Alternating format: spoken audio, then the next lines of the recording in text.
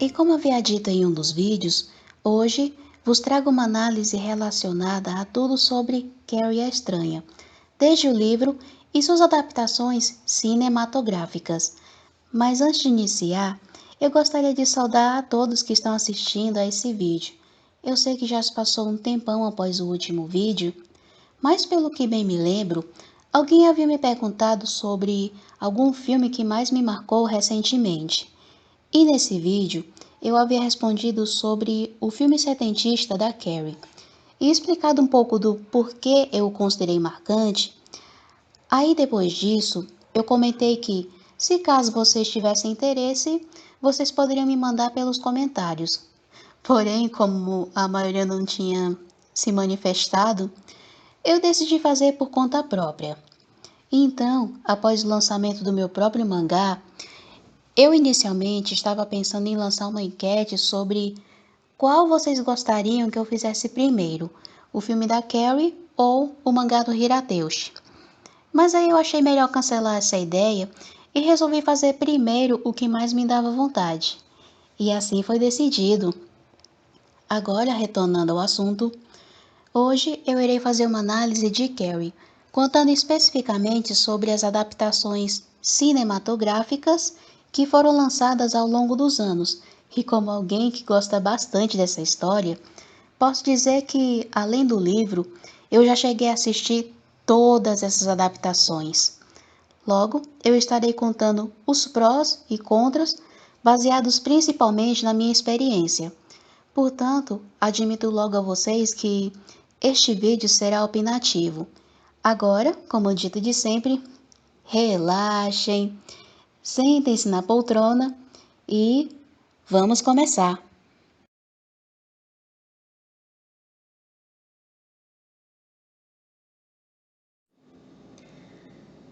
Carrie a Estranha começou inicialmente como um livro de horror e drama, escrito pelo icônico Stephen King e lançado no dia 5 de abril de 1974, sendo então o primeiro trabalho de sua carreira como escritor.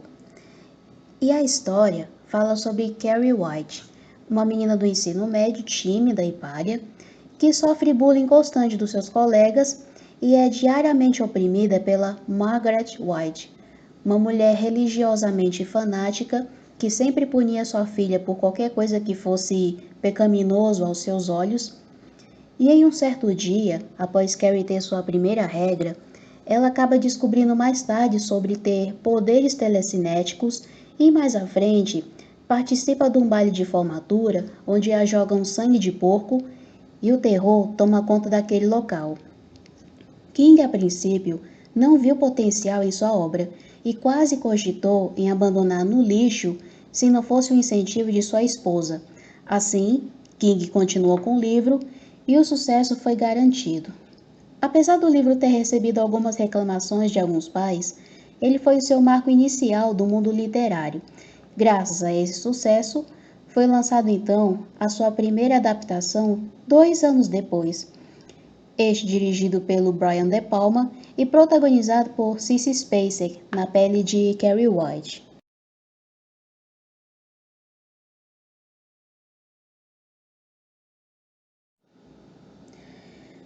O longa de 76 é considerado por muitos o verdadeiro clássico para quem curte Stephen King, estando ao lado de outras adaptações como O Iluminado, It a Coisa e até Cemitério Maldito. E apesar do filme ter algumas diferenças do livro, não é algo que atrapalha a narrativa e nem a premissa principal.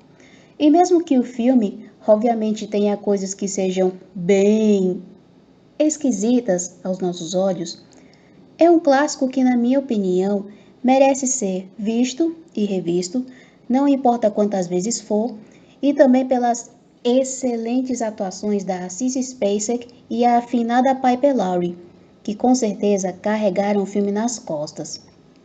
Em geral, é um dos meus xodózinhos mais queridos, tanto na safra de filmes da Sissy quanto a minha versão predileta da história.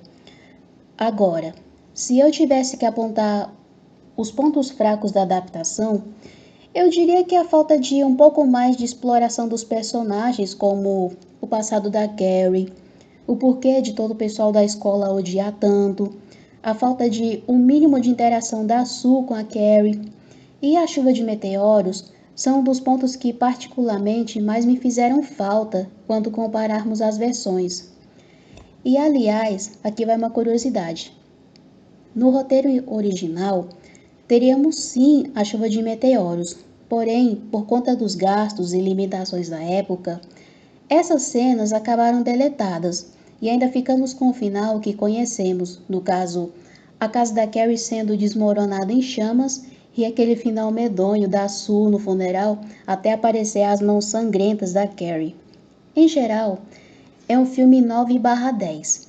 Por apesar de não ter muitas coisas do livro, ele ainda conseguiu manter uma certa fidelidade sem perder a essência do que era a história do King.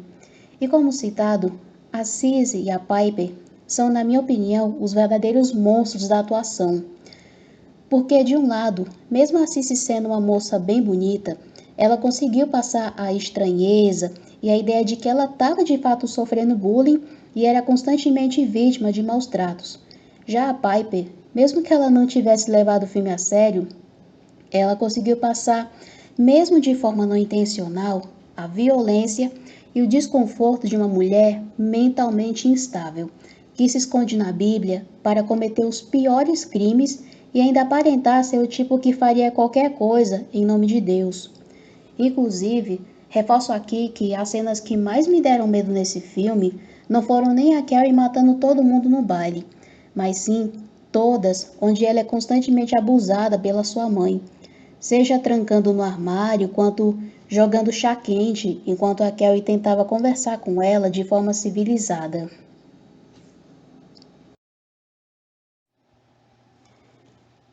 E subseguindo para a segunda adaptação, temos o filme que saiu para a TV no ano de 2002 e é carinhosamente a primeira versão que conheci ainda no SBT.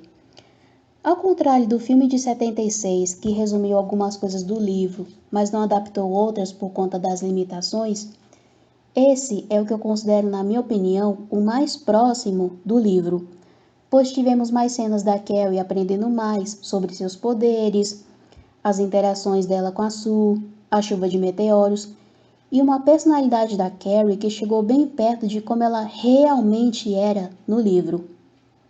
Dessa vez, nossa Carrie é Angela Betts, conhecida pela sua atuação no filme Garota Interrompida. E aqui eu vou dar uma breve explicação de como era a Carrie no livro e a comparação da Carrie de Angela.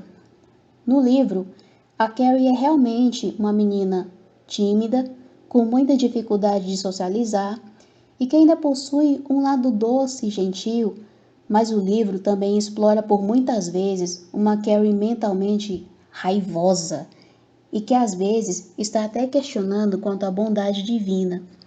E pela maneira que o King a descreve, tanto física quanto psicologicamente, você consegue sentir medo da Carrie e ao mesmo tempo um certo compadecimento, meio que dando a entender que ela era vítima, mas ao mesmo tempo vilã.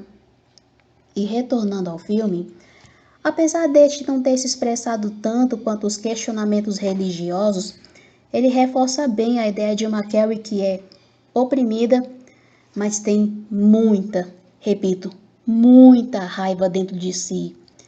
E ao contrário do filme de 76, que apesar de causar incêndio e matar a Margaret a facadas, a Carrie de 2002 chega a ser, na minha opinião, mais assustadora pelo simples fato dela ter a habilidade de parar o coração da pessoa.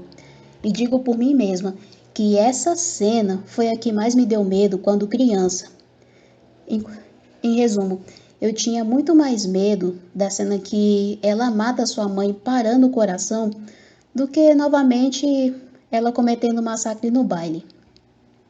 E outro ponto que o filme acertou cheio quanto ao livro é que ele não só apresenta flashbacks, mas também tem toda aquela linha investigativa, com os personagens relatando várias coisas sobre como era a Carrie, sua relação com outras pessoas e o que a levou a seguir naquele caminho trágico, como uma entrevista mesmo.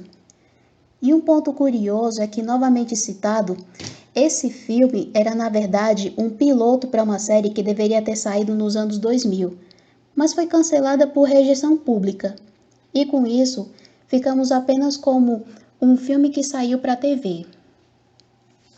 E os pequenos pontos negativos que enxergo quanto a essa adaptação é que, apesar dele ter se preocupado bastante quanto à versão original do King, eu achei que peca muito na questão de ser bem enrolado e com a impressão de ser mais lento. Ao invés de apenas resumir e ser mais direto como o filme de 76, além de, claro, se tratando de um filme que saiu em 2002, a tecnologia também envelheceu muito mal ao nosso olhar de 2024. Quero dizer, eu pelo menos quando reassisti essa cena do baile em 2022, eu achei que os efeitos 3D das cadeiras e outros objetos voando ficaram bem pobres, para dizer o mínimo. E por fim, um dos pontos que também me desapontou é a maneira de como construíram a Margaret, deixando-a mais passiva, sem toda aquela loucura e violência que a Piper Laurie adaptou muito bem, mesmo de forma não intencional. Logo, minha nota para esse filme vai ser um 6 para 7/10, pelo esforço de tentar ser o mais próximo do livro, mas falhar na extensão de coisas desnecessárias e por terem perdido a Margaret quanto à questão de agressividade e imponência sobre a Carrie. E por fim, iremos para nossa última versão. E no último dessa lista, chegamos finalmente ao último filme que saiu em 2013, sendo então a versão mais recente que tivemos sobre Carrie a Estranha, dessa vez com Chloe sendo a Carrie e a Julianne Moore a Margaret. Esse filme já começa meio confuso no seguinte contexto. Ele era para, teoricamente, adaptar tudo o que o filme de 76 não conseguiu e o que o de 2002 conseguiu, mas não ficou bem trabalhado. Só que no lugar tivemos uma espécie de remake do filme de 76. Ou seja, ao invés do filme melhorar e juntar tudo que era bom nas duas primeiras versões, eles acharam melhor repetir a fórmula do original com leves adições dele se passar em 2013. Em resumo, é quase igual ao filme setentista, mas com algumas atualizações de, por exemplo, citações de redes sociais e as personagens terem smartphones.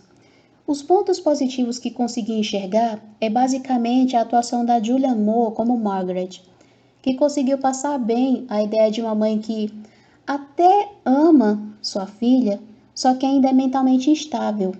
Algumas leves coisas do livro, como a ideia de que a Carrie mata as pessoas do baile de forma consciente, claro, dessa vez ela finalmente deixa a professora de educação física sobreviver, e os efeitos de destruição e caos que a protagonista causa após derramarem sangue de porco e ela causar o terror tanto no baile quanto na cidade. Mas esse filme tem um problema que mais me impede de apreciar ou tentar dar uma chance. E esse problema é a Carrie da Chloe. Se o filme de 2002 pecou em deixar uma Margaret mais passiva, aqui eu achei que o filme teve a péssima ideia em escalar a Chloe para ser a Carrie.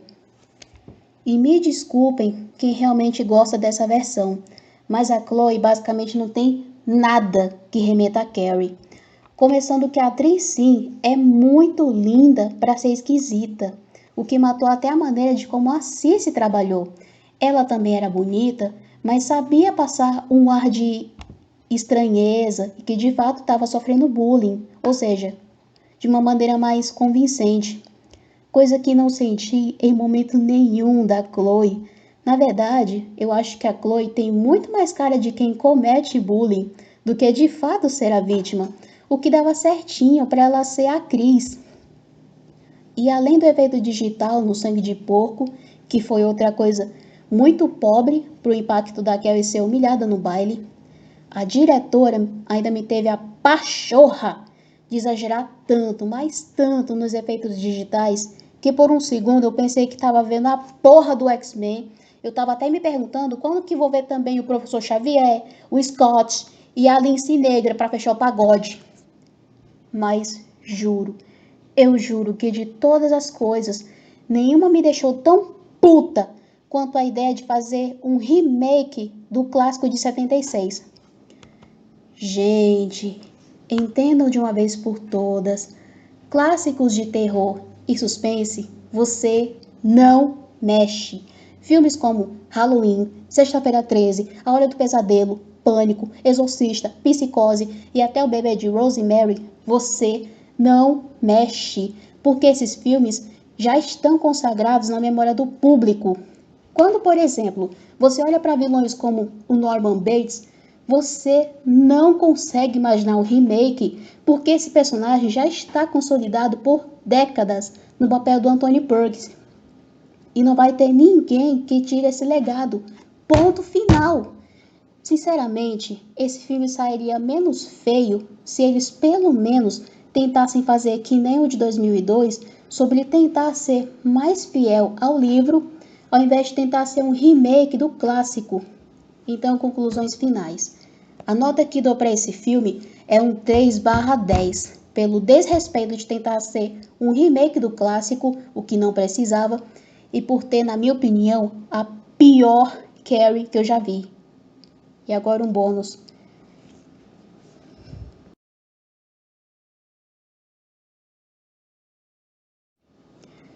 Creio que nos comentários alguém vai chegar para mim e perguntar: por que eu foquei nas 3 versões principais e não adicionei o filme de 99? E eu respondo: primeiramente, porque nem deveria ter existido para começo de conversa. E sim, eu como fã dessa obra, eu também tive o desprazer de ter visto esse filme no canal Space em 2010. E o que eu tenho a comentar? Cara, Carrie é um filme com começo, meio e fim. Não tem brecha nenhuma que eu lembre de continuação. Então, esse filme não passa nada menos que um caça-níquel vagabundo, que alguém estava com as dívidas até o topo, e aí fizeram esse filme para ver se conseguiam tirar pelo menos uns trocadinhos de fã dessa obra maravilhosa do Brian De Palma. Então, um conselho: fiquem longe desse filme.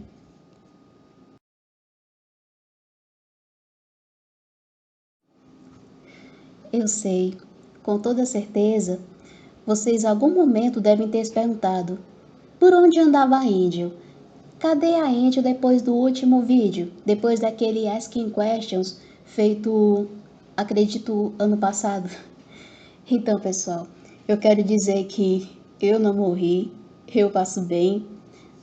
No máximo só teletransportando para alguns comentários aqui e acolá, mas não é nada demais. Então, gente,